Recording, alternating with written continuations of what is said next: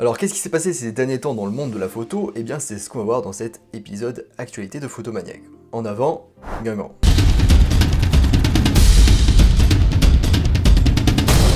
Avant de commencer, en description, vous pouvez accéder à ma formation gratuite sur les bases de la photo. Je vous invite à vous inscrire si ce n'est pas déjà le cas. Alors dans le volet matériel, présenté par Samyang comme le successeur de l'objectif MF 135 mm f2 EDUMC, on a la f135 mm f1.8 FE qui constitue la 5e focale fixe de la marque, à disposer à la fois d'un système d'autofocus, d'une ouverture f1.8 et d'une monture Sony FE. Et ce nouvel objectif d'ailleurs, il abandonne le liseré orange caractéristique de la marque pour adopter un design plus sobre. Sa distance minimale de mise au point est de 69 cm, il dispose de plus d'un limiteur de mise au point et de 2 commandes personnalisables. Un bouton de verrouillage de la mise au point et un commutateur permettant par exemple d'attribuer le réglage d'ouverture de diaphragme à la bague de mise au point. Donc ce nouvel objectif, il a une longueur de 130 mm, il a un diamètre de 82 mm, et il a un poids de 772 grammes, donc des dimensions et un poids normal pour cette catégorie d'objectifs. Il est aussi équipé de joints d'étanchéité qui lui assurent une certaine résistance à l'intrusion d'eau et de poussière, et du coup il est un petit peu plus long mais aussi plus léger que le Sony FE 135 mm f1.8 GM, qui lui fait 127 mm et 950 grammes.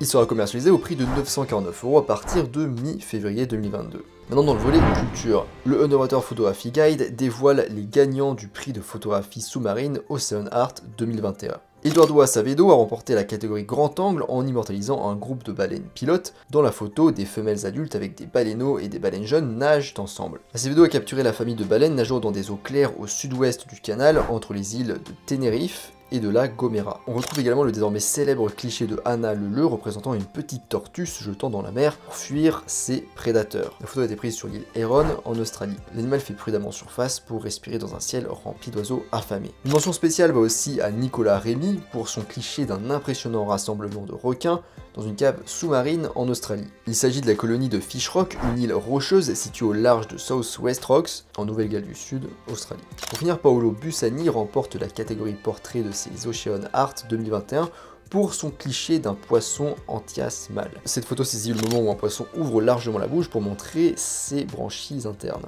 Maintenant, insolite. À la fin de l'année, via un tweet, Perseverance a dévoilé une vidéo avec toutes les photos gagnantes de la semaine. Les images favorites du public sont disponibles dans la galerie de la NASA. Je vous laisse ça en description.